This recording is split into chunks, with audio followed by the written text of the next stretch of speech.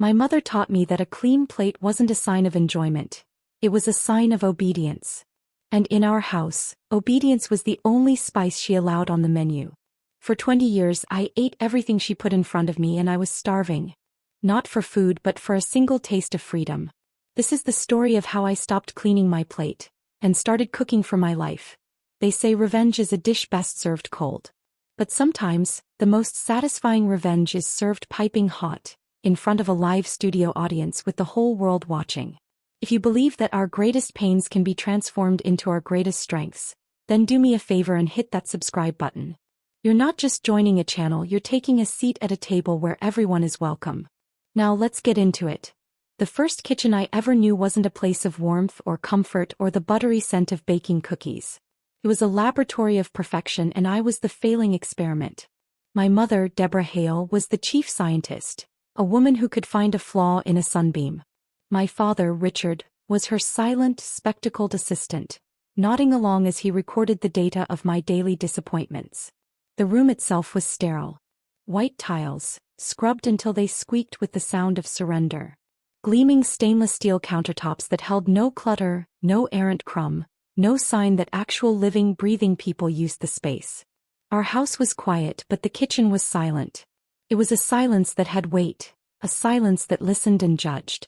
My job from the age of 6 was the dishes. My small hands would disappear into the gray, lukewarm water of the sink, my fingers searching for the abrasive skin of the steel wool.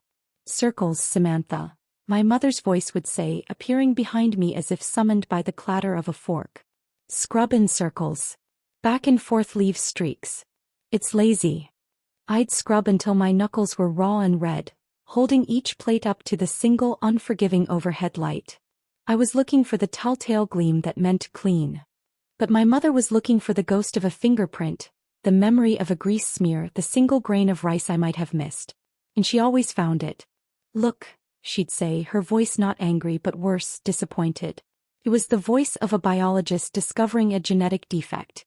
She would take the plate from my trembling hands, her own perfectly manicured fingers never touching the supposedly dirty surface, and run it back under the tap.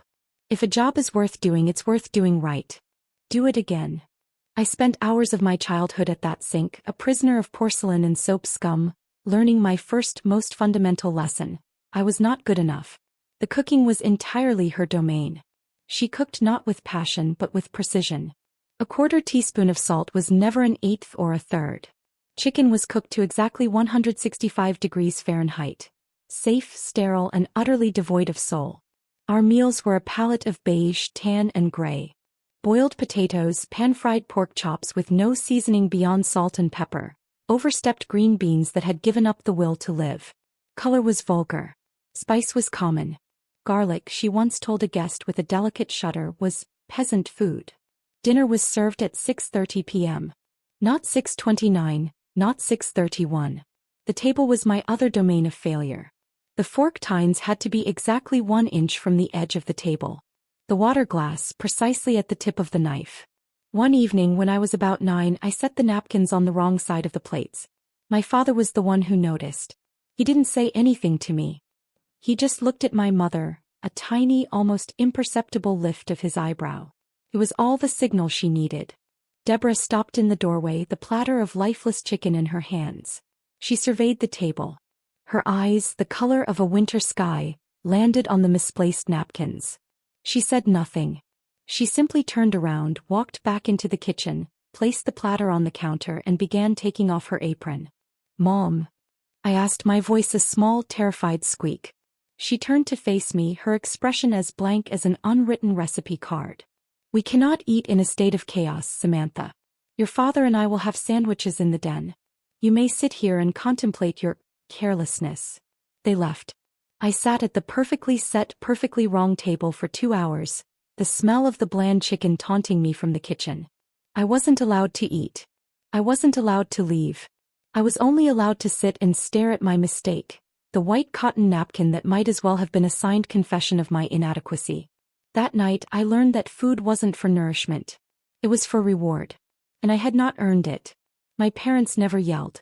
I think it would have been easier if they had. Yelling is passionate. Yelling is a loss of control. My parents were always in control. Their weapon was quiet disappointment. Their ammunition was the withholding of affection, which they portioned out as carefully as my mother measured flour. When I was in middle school, I tried to bake a cake for my father's birthday. I found a recipe for a chocolate fudge cake in a magazine at the school library. It looked decadent, messy, and wonderful. It had swirls of chocolate frosting and juicy red cherries on top. It looked like joy. For 2 weeks I saved my lunch money. I bought the ingredients one by one, hiding them in a shoebox at the back of my closet. A bag of chocolate chips, a can of cherry pie filling, a small bottle of vanilla extract that smelled like heaven. The day of his birthday, I waited until my mother was at her weekly bridge club. I snuck my treasures into the kitchen. It felt like a desecration. I was a graffiti artist in a museum. Flour dusted the sterile countertop. A drop of chocolate batter splattered on the pristine white tile. My heart pounded with a terrifying, exhilarating rhythm. For the first time, the kitchen was filled with a scent that wasn't bleach. It was the rich, warm, intoxicating smell of melting chocolate. The cake that came out of the oven was not perfect. It was a little lopsided. The frosting was thicker on one side than the other. But it was mine. I had made it. I carefully placed the cherries on top, their glossy red syrup dripping down the dark chocolate landscape. I was cleaning up my mess, scrubbing the bowls with frantic energy when I heard the front door open. My mother was home early. She walked into the kitchen and stopped. Her eyes didn't go to me. They went straight to the cake sitting on the cooling rack. I saw her nostrils flare just slightly as she took in the unfamiliar sweet smell. "What is this?" she asked. Her voice was flat, but I could feel the ice spreading from the words. It's for Dad's birthday," I stammered. "I wanted to surprise you." She walked over to the cake. She didn't touch it. She just looked at it, her gaze clinical and severe. She saw the lopsided layers, the uneven frosting, the messy drips of cherry syrup. She saw everything that was wrong with it, and by extension, everything that was wrong with me. "It's a mess, Samantha," she said. "A sloppy, sentimental mess." My father walked in then, drawn by the silence. He saw the cake, saw my hopeful face, and then saw the look on my mother's. And as always, he took his cue from her. "A bit much, isn't it?" he said, adjusting his glasses. "We don't really do frosted cakes." My mother picked up a fork. For a wild, hopeful second I thought she was going to try a piece. Instead, she scraped a bit of the frosting off the side and rubbed it between her thumb and forefinger. "Store-bought frosting," she declared as if she'd identified a deadly poison. "And kin cherries. Cheap, Samantha. It's a cheap gesture." With that, she picked up the cake plate. My beautiful, imperfect, joy-filled cake. She walked to the trash can, lifted the lid with her foot, and scraped the entire thing into the bin. I stood there, silent, as she dropped the lopsided layers, the messy frosting, and my entire 14-year-old heart into the garbage. She didn't look at me. She just went to the sink and began washing her hands, scrubbing away the residue of my effort. That was the day I stopped trying to cook. The kitchen became enemy territory once more. I did my chores. I sat at the dinner table. I ate the bland, colorless food and cleaned my plate. I became a model of obedience. But inside something had cracked. I had learned that love in my family was conditional. And the condition was a perfection I could never, ever achieve. The years that followed were a long gray hallway of the same. I did well in school because good grades were clean, quantifiable achievements. I was quiet because my opinions were messy and unseasoned. I made myself as small and as plain as the food we ate, hoping that if I took up less space my flaws would be less visible. The night I told them I was leaving for college, we were eating boiled cod and steamed asparagus. The plate was a study in pale green and ghostly white. "I got a partial scholarship," I said, my voice barely a whisper, "to a school 4 hours away." My mother placed her fork down with a quiet click.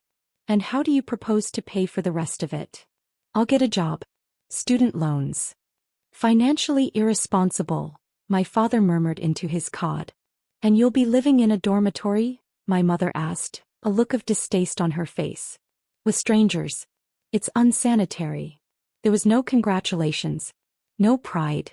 Only a clinical assessment of my poor judgment. They saw my escape not as an achievement, but as another mistake, another messy choice. As I packed my bags in the following weeks, they watched with a kind of detached curiosity. I was a malfunctioning appliance being shipped back to the factory. The day I left, my father shook my hand, a brief, dry rustle of skin. My mother stood in the doorway, her arms crossed. "Don't embarrass us," she said. It wasn't a plea. It was a command. I drove away from that silent, sterile house with a single suitcase and a universe of unspoken words lodged in my throat. I was free. But as I settled into my dorm room, as I ate my first meal in the loud, chaotic cafeteria, I realized that I hadn't really escaped at all. Their voices were in my head. Their rules were etched onto my soul. The kitchen in my mind was still theirs. It was still white and silent, and I still wasn't good enough to cook in it. And I had no idea if I ever would be. College was a sensory overload. It was loud, chaotic, and gloriously, terrifyingly messy. People left clothes on the floor. They played music with the doors open. They ate pizza straight from the box at 2 in the morning. For me, it was like learning to breathe a new atmosphere. Every day was a battle between the intoxicating pull of this new freedom and the cold, hard wiring of my upbringing. My roommate was a girl named Maya. She was everything I wasn't. Her hair was a wild mess of curls that she never seemed to tame. Her side of the room was an explosion of color. Band posters, vibrant tapestries, and piles of books that she actually read for pleasure. And she loved to eat. She spoke about food the way other people spoke about music or art. She talked about the perfectly chewy crust on a bagel, the mind-blowing umami of a mushroom dish, the sinful richness of a chocolate lava cake. To me, it was a foreign language. I ate for fuel. I ate what was available in the dining hall, choosing the blandest options out of habit. A plain grilled chicken breast, a scoop of white rice, steamed vegetables without butter. I'd sit there, methodically clearing my plate, while Maya would be mixing things together, creating strange and wonderful concoctions on her tray. "Sam, you have got to try the salad bar's chickpeas with a little of the hot sauce from the taco station," she'd say, pushing her plate towards me. I'd recoil physically. "Oh no, thank you. I'm fine." The thought of it, the unpredictable spice, the messy combination, sent a jolt of anxiety through me. My mother's voice would whisper in my ear, "Unbalanced. Careless." For the first 2 years of college, I didn't cook a single meal. Our dorm had a communal kitchen, a grimy little room with a temperamental stove and a collection of mismatched donated pans. The other students would use it to make spaghetti, stir-fries, or gooey grilled cheese sandwiches. The smells that wafted down the hallway were a constant reminder of a world I wasn't a part of. The kitchen was a place of joy and camaraderie for them. For me, it was a courtroom, and I was terrified to stand trial. When we moved into our first apartment junior year, the kitchen was unavoidable. It was small, a little galley with dated yellow countertops, but it was ours. Maya was ecstatic. She bought a bright red pot, a wooden spice rack, and a set of mismatched ceramic bowls from a thrift store. "First house meal," she declared, unpacking groceries. "I'm making my dad's famous chili. You're gonna love it." I watched from the doorway, a knot tightening in my stomach. She moved with an easy, unthinking grace. She chopped onions and peppers with a cheerful imprecision, throwing them into the red pot with a flourish. She didn't measure the spices, just shook them in from the jars. Chili powder, cumin, oregano, and a terrifying cloud of cayenne pepper. And then she pulled out 4 whole cloves of garlic. My blood ran cold. "Garlic," I whispered, the word feeling alien on my tongue. "The soul of the chili," she grinned, smashing a clove with the flat of her knife. The pungent, aromatic scent filled the small room. It smelled like rebellion. It smelled like everything I had been taught was wrong, vulgar, and common. I felt a genuine physical urge to open a window to scrub the air clean. The chili was incredible. It was deep and rich and spicy. It was a symphony of flavors that danced on my tongue. Every bite was a revelation. I ate 3 bowls, my mouth on fire, my eyes watering slightly. I had never tasted anything like it. "See? Told you," Maya said, beaming. "Your turn to cook next week." My blood turned to ice. "Oh, but I don't really cook." "What? Everyone cooks," she said, laughing. The week leading up to my designated cooking night was one of the most stressful of my life. I had sleepless nights, my mind racing. What could I possibly make? I knew intellectually how to cook the things my mother made. But the thought of recreating that bland, joyless food felt like a betrayal of the new world I was tentatively exploring. But the thought of trying to make something like Maya's chili? That was unthinkable. The pressure was immense. I would be judged. I would fail. I decided to try and replicate one of my mother's safe recipes. Chicken breast with a simple lemon and herb sauce, served with roasted potatoes and asparagus. It was clean. It was proper. I bought a food thermometer to ensure the chicken reached the perfect internal temperature. I measured the salt and pepper with the precision of a chemist. I arranged the asparagus spears on the baking sheet in perfect parallel lines. The kitchen, under my command, became silent and sterile again. There was no music playing. No joyful, chaotic chopping. Just the quiet hum of the oven and the frantic, fearful beating of my own heart. The meal I produced was fine. It was technically perfect. The chicken was not dry. The potatoes were cooked through. The asparagus was tender crisp. Maya sat at our small table and took a bite. "Wow, Sam," she said, and I held my breath, desperate for her approval. "This is very well cooked." I exhaled. "Thank you." "Yeah," she said, taking another bite and chewing thoughtfully. "It's just, is there any, garlic in here? Or like anything?" And there was. In her kind, well-intentioned question, I heard my mother's pronouncement. Not fit for company. I heard my father's quiet dismissal. A bit much, isn't it? I had tried to be perfect and I had still failed. I had produced a plate of food that was technically correct but emotionally vacant. It was my childhood on a plate. I mumbled something about not wanting to overdo it. I barely touched my own food. After dinner, I scrubbed the pans in frantic, punishing circles until they gleamed, my knuckles turning red under the hot water. I felt a familiar, crushing sense of failure. That night I couldn't sleep. I lay in bed, staring at the ceiling, the ghost of my mother's disapproval hovering over me. I had left her house, but I was still living under her roof. I was 20 years old and I was still that little girl at the sink, trying desperately to scrub away a flaw that no one else could see. Something inside me began to shift. It wasn't a sudden earthquake, but a slow, grinding tectonic movement. A quiet anger started to bubble up from the depths where I had suppressed it for so long. Anger at my mother. At my father. But most of all, at myself for allowing their joyless rules to govern my life from 4 hours away. The next evening, Maya was at the library studying late. The apartment was empty. I stood in the kitchen staring at the spice rack. It was a colorful mosaic of possibilities. Paprika. Turmeric. Ginger. Cayenne. I opened the fridge. There was a head of garlic left over from Maya's chili. Its papery skin felt like a secret. On a whim, born of desperation and a burgeoning fury, I pulled out a pan. I chopped up an onion, my knife strokes clumsy and uneven. I smashed a clove of garlic just like I'd seen Maya do. I threw them in the pan with a glug of oil, the sizzle sounding like applause. I started adding things without measuring. A can of tomatoes. A can of chickpeas from the pantry.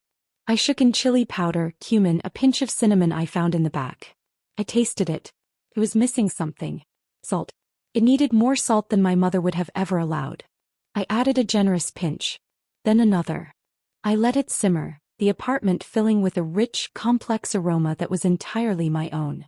I didn't set the table properly.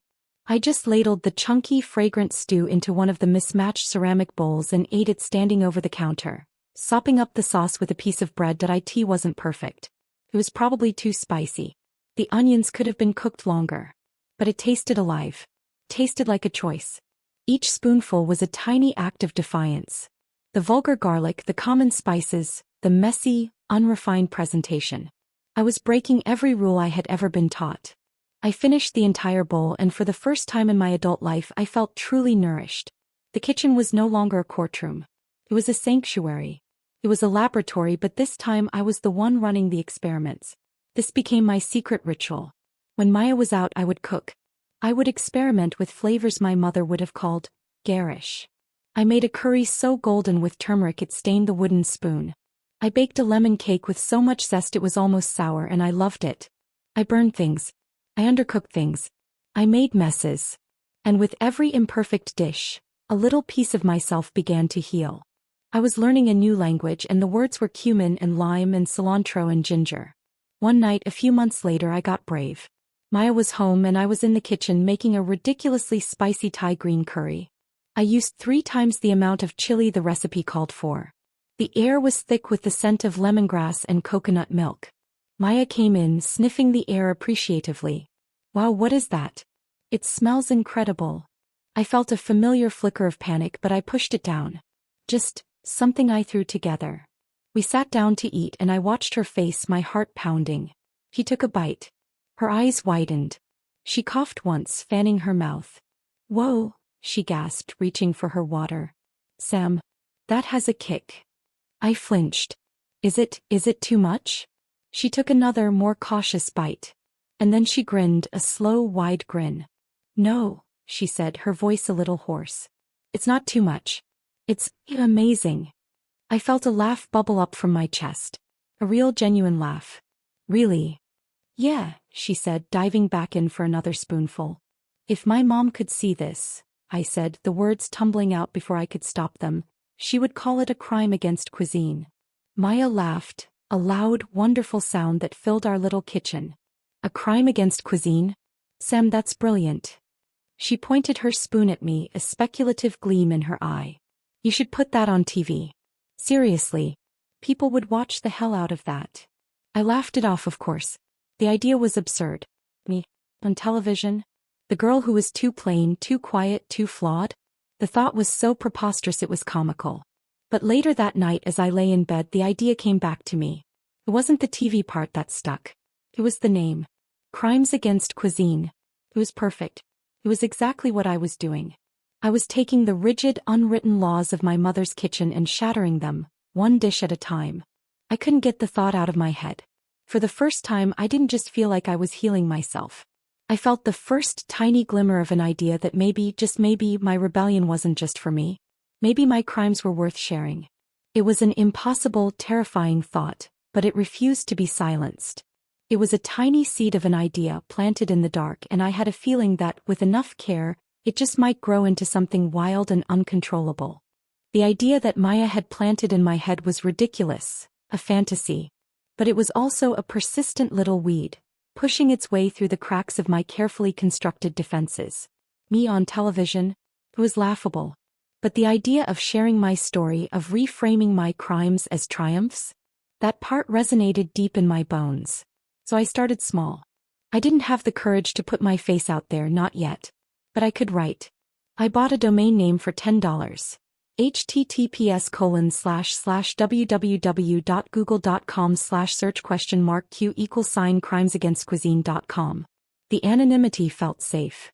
It was a mask I could hide behind. My first post was about garlic. I wrote about my mother's declaration that it was peasant food. I described the sterile, scentless kitchen of my youth. And then I posted a recipe for the most obscenely garlicky dish I could imagine, 40-clove garlic chicken. I described the process of slow roasting entire bulbs until the cloves became soft, sweet, and caramelized, how they could be squeezed from their skins like golden butter. I took a photo with my phone. The lighting was terrible. The plating was clumsy.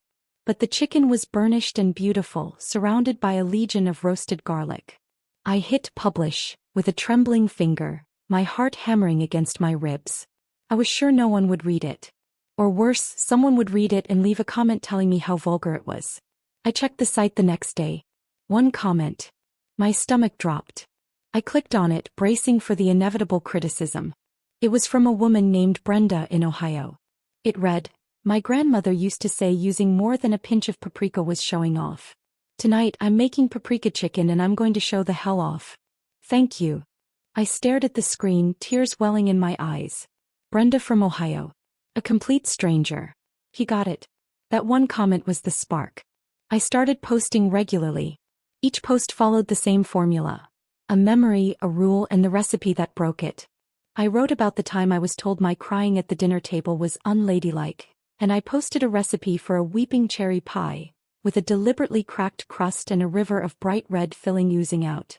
I wrote about being served bland, gray food as a punishment for being too emotional. And I posted a recipe for a vibrant, fiery red lentil soup, blazing with turmeric and cayenne. The blog grew. Slowly at first, then all at once. It turned out there were a lot of Brendas out there. People who had been told they were too much, too loud, too spicy. People whose family dinner tables had been battlegrounds of control and shame. The comments section became a community, a support group. People shared their own stories, their own crimes.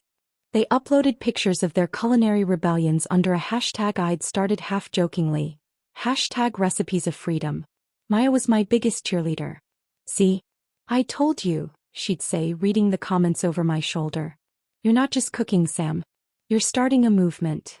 With the blog's success came a new, terrifying kind of confidence. I started making short, simple videos to go with the recipes. At first, it was just my hands. Chopping, stirring, plating. My voice was a nervous, shaky narration in the background. But people responded to the authenticity. They liked that my kitchen was small, that my pots weren't fancy. A year after I started the blog, an email landed in my inbox that made my blood run cold. The subject line was, "Pitch meeting." It was from a small, independent production company in the city. A young development executive named Clara had been following my blog for months. He wanted to talk about turning it into a show. I almost deleted the email. My first thought was a tidal wave of pure, undiluted panic. My mother's voice, "Don't embarrass us." Putting my food on the internet was one thing. Putting my face, my story, my whole self on television for anyone to see, for them to see, felt like an act of emotional treason. I spent 2 days in a state of anxious paralysis. I couldn't eat. I couldn't sleep. I showed the email to Maya, expecting her to talk me out of it, to protect me from my own insane ambition. She read it and her face broke into the biggest grin I had ever seen. "Well," she said, her eyes shining. "It's about damn time." She wouldn't let me say no. She helped me draft a reply, coached me on what to say, and practically shoved me onto the train for the meeting. The production office was trendy and intimidating. I walked into Clara's office feeling like a fraud, like a 7-year-old in grown-up shoes. Clara was sharp, fast-talking, and had a gaze that seemed to see right through me. "I love your blog," she said, getting straight to it. "My dad was a my way or the highway kind of cook. If the steak wasn't cooked exactly medium rare, he wouldn't eat it. He'd just push his plate away and sit there in silence. I spent years trying to cook the perfect steak." She leaned forward. "Your weeping cherry pie? I made it last weekend."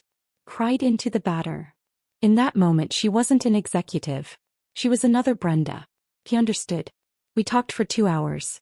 I told her everything. About the silence, the sterile kitchen, the cake in the trash. I told her I was scared. Scared of the cameras, scared of the judgment, scared of my parents finding out. "Good," she said. "Fear means you're taking a real risk. That's what makes good television." She looked me dead in the eye. "We won't call it crimes against cuisine. It's too cheeky. It needs to be something more powerful. Something like recipes of freedom." And just like that, it was real. The next 6 months were a blur of contracts, set designs, and pilot scripts. The production company built me a kitchen set that was the exact opposite of the one I grew up in. It was warm and colorful, with open shelves filled with mismatched pottery, a butcher block island that was meant to get scarred and stained, and a big window that looked out onto a garden. Above the stove in glowing pink neon were the words, "Recipes of Freedom." The first day of filming, I had a full-blown panic attack in my dressing room. I was staring at my reflection, my hair and makeup done, a microphone clipped to my apron, and I couldn't breathe. All I could hear was my mother's voice, a relentless chorus of criticism. "You look plain. Your smile is crooked. They're all going to see how inadequate you are." Clara found me hyperventilating, my hands shaking. She didn't say much. She just handed me a small, ugly-looking root. "What's this?" I gasped. "Ginger," she said. "Smell it. Ground yourself." I dug my thumbnail into the skin and the sharp, spicy, earthy scent filled my head. It was real. It was pungent. It was one of my mother's forbidden ingredients. I took a deep breath. Then another. "Every dish you make is a victory, Samantha," Clara said softly. "Just win the first one." I walked onto that set. The lights were blindingly hot. The cameras looked like giant, unblinking eyes. A small crew stared at me, waiting. I stood at the butcher block island, my hands gripping the edge. I took one more deep breath, smelling the ghost of ginger on my fingers, and I began. "For most of my life," I said, my voice trembling slightly, "my place was at the sink, scrubbing dishes my mother criticized for not being clean enough." I told them the story. And then I cooked. The first episode was the weeping cherry pie. My hands shook as I broke the lattice crust, but I did it. I held up a slice, the red filling bleeding onto the white plate, and I looked straight into the camera. "This," I said, finding a strength I never knew I had, "is a pie that weeps, and it is still delicious." It is still worthy. The show aired on a small cable network in a terrible time slot on a Tuesday night. I was convinced no one would see it. But they did. The morning after the first episode aired, the hashtag was trending. #recipes of freedom. The reaction was immediate and it was overwhelming. It was the blog magnified 1,000 times. People weren't just commenting.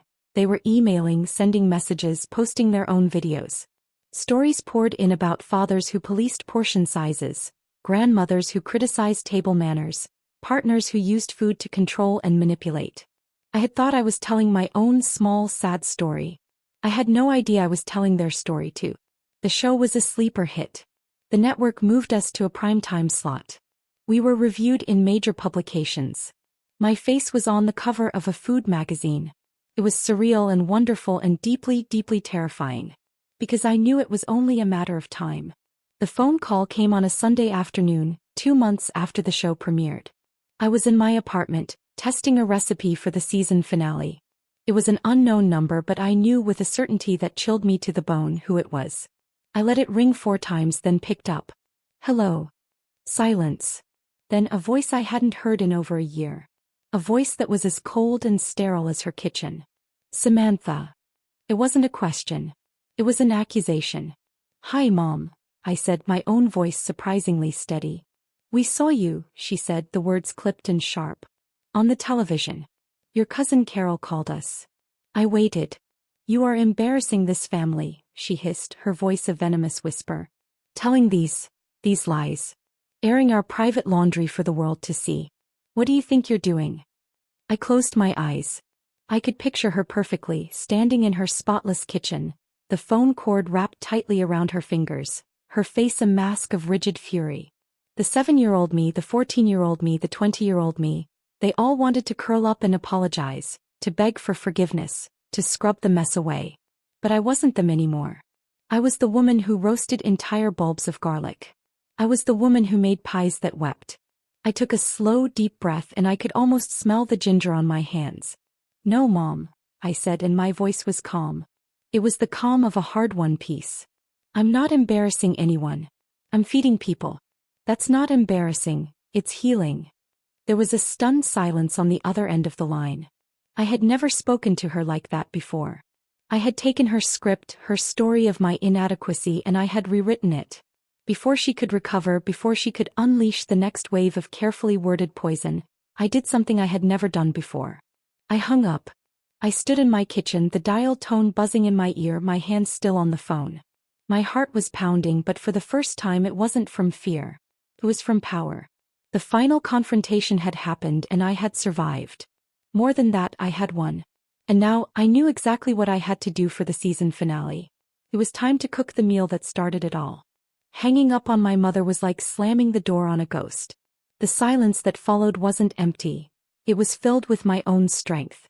For years, I had braced myself for that confrontation, playing it over and over in my head, always ending with me stammering out an apology. But the reality was so different. Her power, it turned out, was entirely dependent on my willingness to accept it.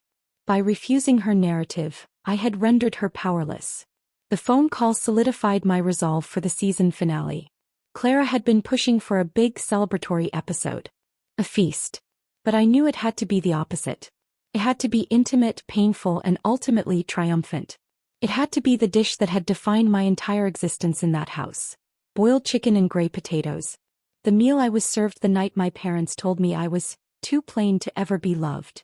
When I pitched it to Clara and the production team, the room went silent. Boiled chicken, the head of programming asked, his brow furrowed. That's not very aspirational, Samantha. It's not supposed to be, I said, my voice ringing with a conviction that surprised even me. It's supposed to be real. This whole show is about transforming painful memories. This is the final boss. This is the memory I've been running from my entire life. I'm not going to run anymore. I'm going to face it and I'm going to transform it live in front of everyone. Clara looked at me, a slow smile spreading across her face.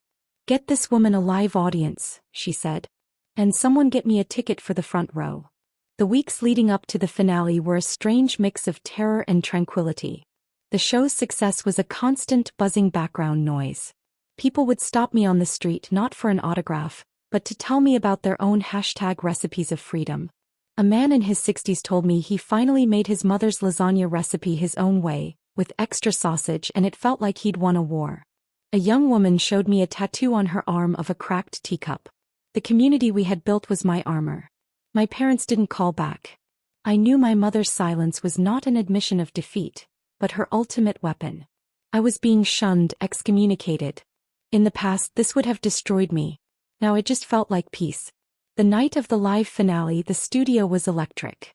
The audience was filled with fans of the show, people who had sent me letters, people I recognized from their profile pictures in the comments section. Maya was in the front row next to Clara. She gave me 2 thumbs up, her eyes shining with tears before I'd even said a word. I walked out onto the set and the applause was a physical wave that hit me in the chest. It was validating, yes, but it was more than that. It was a chorus of voices saying, "We see you. We get it." I stood at my butcher block island, the bright pink neon sign glowing behind me, and I waited for the applause to die down. The cameras found my face. I looked directly into the main lens, imagining all the people sitting in their own kitchens, watching. "Hello and welcome to the season finale of Recipes of Freedom," I began, my voice clear and steady. "Tonight we're not making a big celebratory feast. We're going to make a memory. We're going to recreate the quietest, saddest meal I've ever eaten." I told them the story. I told them about the beige plate, the boiled, skinless chicken breast, the watery potatoes mashed with a fork, the oversteamed green beans. I told them about the conversation about being a teenager who just wanted to be seen, and being told that I was fundamentally, irrevocably plain. Unlovable. The studio was so quiet you could hear the hum of the lights. I saw people in the audience wiping their eyes. I wasn't performing, I was testifying. Then I brought out the ingredients. A plate with a pale, sad-looking chicken breast. A bowl of boiled, lumpy potatoes. A handful of limp green beans. I placed them on the counter under the harsh studio lights. "This was the plate I was given," I said softly. "This was the story they told me about myself. Bland. Lifeless. Not worth a second glance." I let the image sink in. The audience was utterly still. "But here's the thing about stories," I said, my voice growing stronger. "They can be rewritten. The ingredients can stay the same, but the recipe can change." And then I began to cook. The transformation was slow, deliberate. "First the chicken," I said, picking up the pale breast. "It's been poached, which actually keeps it moist. It's a good foundation. But a foundation is meant to be built upon." I patted it dry and seasoned it generously, defiantly, with salt, pepper, smoked paprika, and granulated garlic. I heated a cast-iron skillet until it was screaming hot, added a knob of butter that sizzled and browned instantly. You don't erase the past. You don't boil it away. You sear it. You give it color. You give it a crust. You force it to become something new. I placed the chicken in the pan, and the resulting sizzle was an explosion of sound in the silent studio. The smell of browning butter and spices filled the air. While it seared, I turned to the potatoes. They told me this was just a potato. Gray, lumpy, sad. I dumped them into a mixer. But it's a canvas. I added a shocking amount of heavy cream, a chunk of butter, roasted garlic cloves that I squeezed from their skins, and a huge handful of chopped chives and parsley. I turned the mixer on, and the lumpy gray mass was whipped into a creamy, vibrant, green-flecked cloud. I went back to the chicken, turning it to reveal a deep golden brown, impossibly crisp crust. I set it aside to rest. Then I deglazed the hot pan with white wine and chicken stock, scraping up all the browned, flavorful bits from the bottom. I added more herbs, a touch of cream, a squeeze of lemon. The sauce that resulted was the color of fire, rich and complex. For the final touch, I took the limp green beans. I tossed them into a bowl with toasted almonds, lemon zest, and a drizzle of good olive oil. They were instantly transformed, glistening and alive. Piece by piece, I had taken the architecture of my shame and rebuilt it into a monument of my own creation. I took a clean white plate. I swooped a generous mound of the pillowy, vibrant mashed potatoes onto it. I sliced the golden brown chicken, revealing a perfectly juicy interior, and fanned it over the potatoes. I draped the glistening green beans alongside. And finally, I took a spoon and lacquered the chicken with the fiery, fragrant sauce. I held the plate up to the camera. It was the same set of ingredients, but it was an entirely different world. It was a plate that sang with color, with texture, with aroma.